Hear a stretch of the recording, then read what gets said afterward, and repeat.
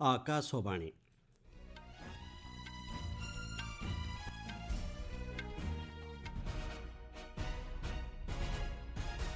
ସମ୍ବାଦ ପଢ଼ୁଛନ୍ତି ମହେନ୍ଦ୍ର କୁମାର ମାଝୀ।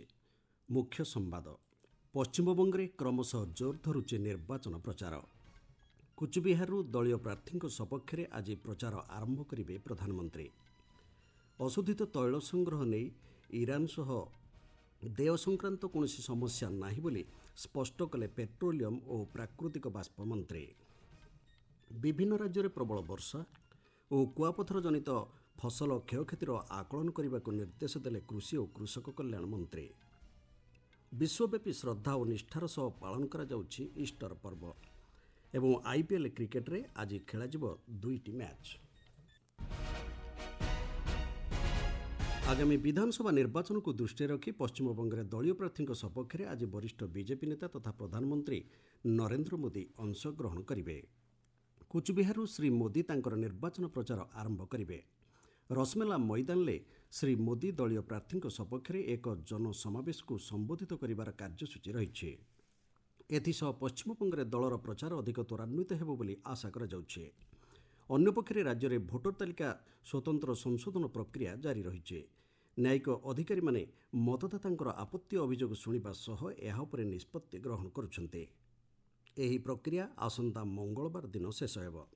ସୂଚନା ଅନୁଯାୟୀ କୁଚବିହାର ଜିଲ୍ଲାରେ 2.14 ଲକ୍ଷରୁ ଅଧିକ ବୈଧ ଭୋଟରଙ୍କୁ ନିର୍ବାଚନ କମିଶନ ତାଲିକାଭୁକ୍ତ କରିଛନ୍ତି। ପ୍ରଧାନମନ୍ତ୍ରୀ ନରେନ୍ଦ୍ର ମୋଦି କହିଛନ୍ତି କୌଣସି ରାଜ୍ୟର ଲୋକସଭା ଆସନ ହ୍ରାସ ନ ହେବାକୁ ସରକାର ସୁନିଶ୍ଚିତ କରିବେ। କେରଳର ତିରୁବାଲ୍ଲାଠାରେ ଗତକାଲି ଏକ ଜନସମାବେଶକୁ ସମ୍ବୋଧନ କରି ଶ୍ରୀ ମୋଦି କହିଛନ୍ତି ଜନସଂଖ୍ୟା ନିୟନ୍ତ୍ରଣ ପାଇଁ ଦକ୍ଷିଣ ରାଜ୍ୟଗୁଡ଼ିକ ଆସନ ହରାଇବା ନେଇ ଭୁଲ ସୂଚନା ପ୍ରସାରଣ କରାଯାଉଛି। ଲୋକଙ୍କ ପ୍ରତିନିଧିତ୍ୱକୁ ସୁରକ୍ଷା ଦେବା ନେଇ ସରକାର ଆଇନଗତ ଗ୍ୟାରେଣ୍ଟି ପ୍ରଦାନ କରିବେ। ଲୋକସଭା ଏବଂ ରାଜ୍ୟ ବିଧାନସଭାଗୁଡ଼ିକରେ ମହିଳାଙ୍କ ପାଇଁ 33% ସ୍ଥାନ ସଂରକ୍ଷଣକୁ ସମର୍ଥନ କରିବାକୁ ଶ୍ରୀ ମୋଦି ସବୁ ରାଜନୈତିକ ଦଳଗୁଡ଼ିକୁ ଅନୁରୋଧ କରିଛନ୍ତି। ସେ କହିଛନ୍ତି ଏହି ପ୍ରସଙ୍ଗ ମହିଳା ସଶକ୍ତିକରଣ ସହିତ ଜଡ଼ିତ ଏବଂ ବିନା ରାଜନୈତିକ ବିଚାରରେ ଏହାକୁ ସମର୍ଥନ କରାଯିବା ଉଚିତ। हमने कांग्रेस के लोगों को मीटिंग के लिए बुलाया। हम आशा करते हैं कि वो हमारी बात मान करके आएंगे। हमने इंडिया अलायंस के मित्रों से बात की है। आप भी लोगों को बताइए, कांग्रेस के लोगों को बताइए, LDF के लोगों को बताएं कि महिलाओं के अधिकार का एक कानून निर्विरोध पास होना चाहिए। ଶ୍ରୀ ମୋଦି କହିଛନ୍ତି 2023 ମସିହାରେ ପାରିତ ମହିଳା ସଂରକ୍ଷଣ ଆଇନର କାର୍ଯ୍ୟକାରିତାକୁ ତ୍ୱରାନ୍ୱିତ କରିବା ଲକ୍ଷ୍ୟ ନେଇ ସଂସଦର ବଜେଟ୍ ଅଧିବେଶନକୁ ଆସନ୍ତା 16, 17 ଓ 18 ତାରିଖ 3 ଦିନ ପାଇଁ ବୃଦ୍ଧି କରାଯାଇଛି। ଏହି ସଂରକ୍ଷଣ ବ୍ୟବସ୍ଥା 2029 ମସିହାରୁ ଦେଶବ୍ୟାପୀ କାର୍ଯ୍ୟକାରୀ ହେବ ବୋଲି ସେ କହିଛନ୍ତି। ଇରାନ ସମେତ 40ଟିରୁ ଅଧିକ ଦେଶରେ ଭାରତ ଅଶୋଧିତ ତୈଳ ଆମଦାନୀ କରୁଛି ବୋଲି ପେଟ୍ରୋଲିୟମ ଓ ପ୍ରାକୃତିକ ଗ୍ୟାସ୍ ମନ୍ତ୍ରୀ ହରଦୀପ ସିଂ ପୁରୀ କହିଛନ୍ତି। ଇରାନ ସହ ଅଶୋଧିତ ତୈଳ ସଂଗ୍ରହ ନେଇ ଦେୟ ସଂକ୍ରାନ୍ତ କୌଣସି ସମସ୍ୟା ନାହିଁ ବୋଲି ଶ୍ରୀ ପୁରୀ ସ୍ପଷ୍ଟ କରିଛନ୍ତି। ସାମାଜିକ ଗଣମାଧ୍ୟମ ପୋଷ୍ଟରେ ଏ ସଂକ୍ରାନ୍ତ ଅଭିଯୋଗକୁ ଶ୍ରୀ ପୁରୀ ଖଣ୍ଡନ କରିଛନ୍ତି। ଦେୟ ସମସ୍ୟା ନେଇ ଭାରତର ଭାଡିନାରରୁ ଇରାନର ଏକ ଅଶୋଧିତ ତୈଳବାହୀ ଜାହାଜ ଚୀନକୁ ସ୍ଥାନାନ୍ତରିତ ହୋଇଥିବା ଆଲୋଚନା ତଥ୍ୟଭିତ୍ତିକ ନୁହେଁ ବୋଲି ସେ କହିଛନ୍ତି।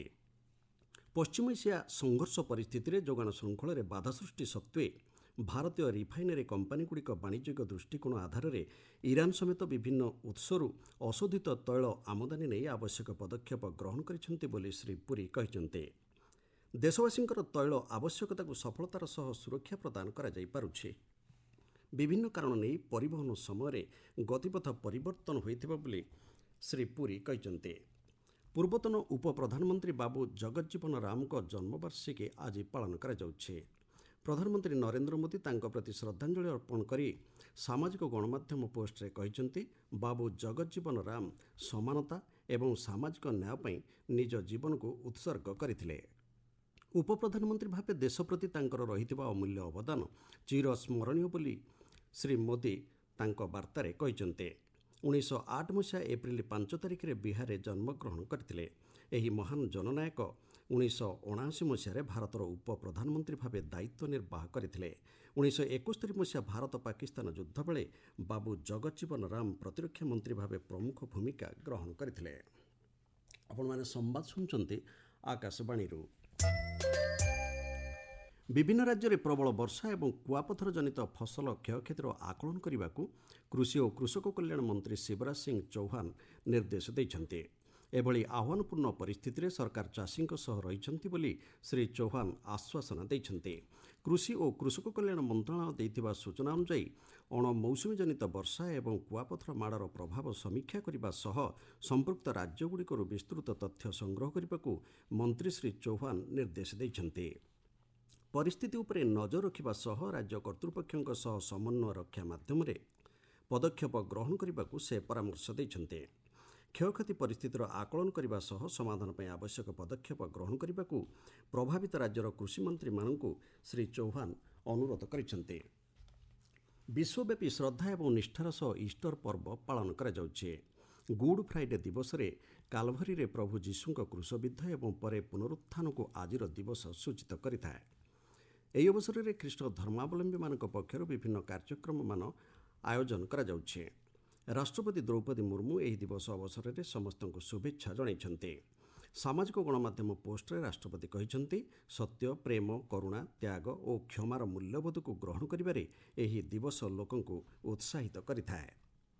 ପ୍ରଧାନମନ୍ତ୍ରୀ ନରେନ୍ଦ୍ର ମୋଦି ସାମାଜିକ ଗଣମାଧ୍ୟମ ପୋଷ୍ଟରେ ତାଙ୍କ ଶୁଭେଚ୍ଛା ବାର୍ତ୍ତାରେ କହିଛନ୍ତି, ଏହି ଦିବସ ଆଶା, ନୂତନତ୍ୱ ଏବଂ ବିଶ୍ୱାସକୁ ପରିପ୍ରକାଶ କରିଥାଏ।